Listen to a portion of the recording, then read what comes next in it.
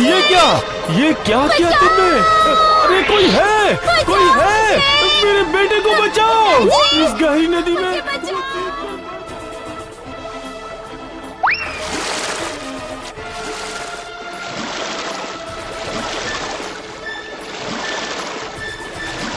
हे ऊपर वाले, मेरे बच्चे की मदद कर।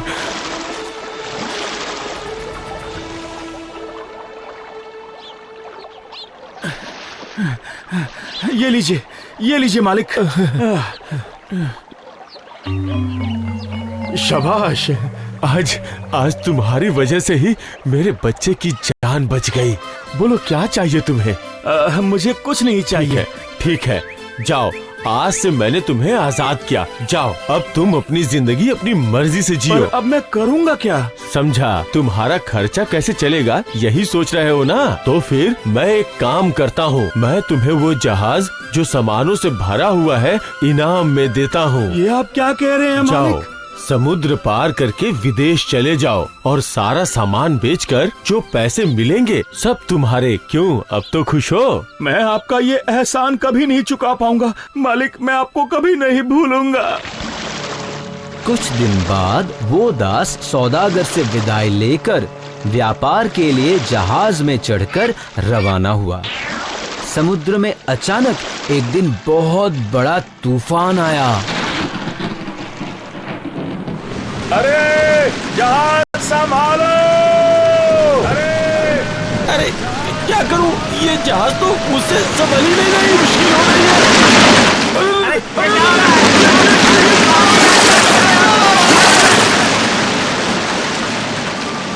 इस तूफान की वजह से व्यापार नहीं हो पाया, लेकिन वो दास किसी तरह बचकर एक द्वीप पर आ पहुंचा।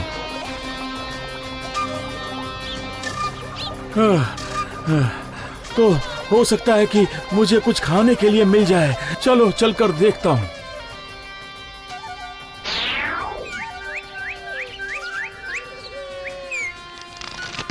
जाकर देखता हूँ, हो सकता है खाने के लिए कुछ मिल जाए।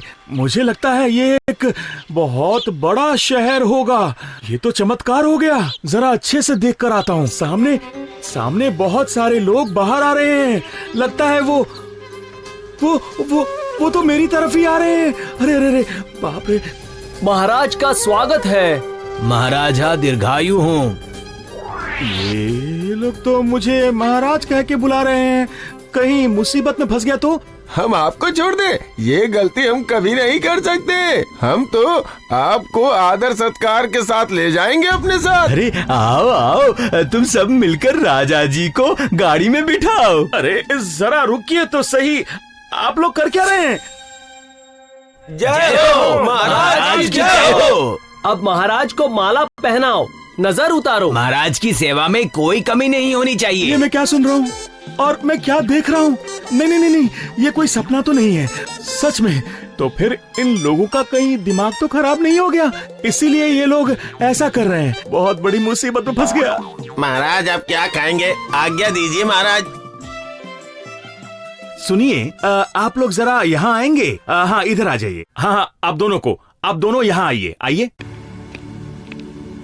अच्छा, जरा मुझे यही बताइए कि आप लोग मुझे महाराज क्यों कह रहे हैं और मुझे इतनी इज्जत क्यों दे रहे हैं? साफ साफ बताइए ना। महाराज, हम लोगों में कोई भी मनुष्य नहीं है, हम सब प्रेत गंधर्व हैं। क्या? पर हम देखने में मनुष्य की तरह ही हैं। बहुत दिनों पहले हमने मनुष्य जाति के राजा को पाने के लिए हम सभी ने मिलकर प्रार्थना की। पर ये तो बताइए कि मनुष्य राजा क्यों?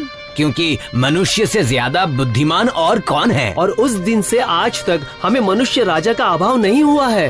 हर साल एक आदमी यहाँ आता है और हम उसे 1 साल के लिए राजा बना देते हैं, लेकिन उसका राज तो सिर्फ 1 साल के लिए ही होता है। लेकिन उसके बाद उस राजा के साथ आखिर होता क्या है? होगा क्या? साल पूरा होते ही उसे राज्य छोड़कर जाना पड़ता है और उसे जहाज में बिठाकर रेगिस्तान भूमि में छोड़ दिया जाता है, जहाँ मामूली फल के अलावा कुछ नहीं पाया जाता है। अरे बाप रे, ये तो बहुत डरावना मामला है। अच्छा, एक बात बताइए, इससे पहले के राजा आखिर किस स्वभाव के थे?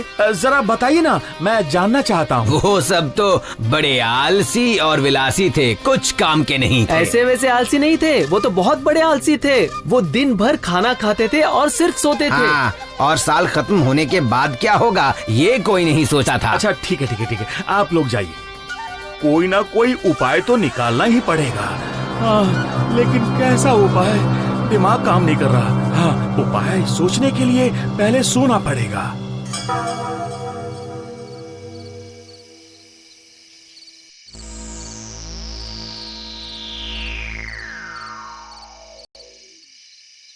प्रणाम महाराज।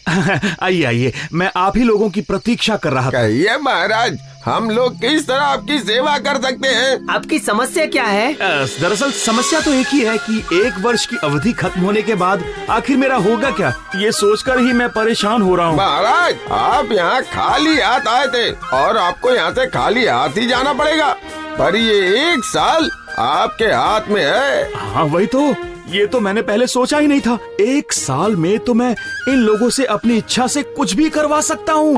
हाँ सही है। हाँ वही तो, आपने अच्छा किया, अपने भविष्य के बारे में परामर्श किया। अपना भविष्य अपने ही हाथों में होता है, चाहे आप उसे संवारे या चाहे आप उसे बिगाड़े, ये आप ही तय कर सकते हैं। हाँ सही कहा आपने।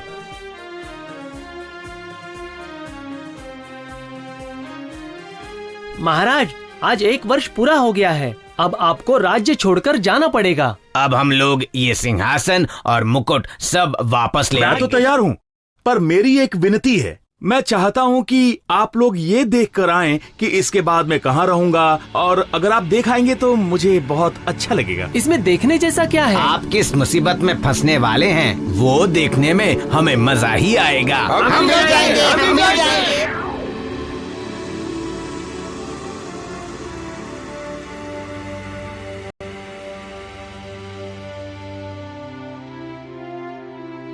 क्यों, देखकर कैसा लग रहा है? ऐसा ही सोचा था ना आप लोगों ने?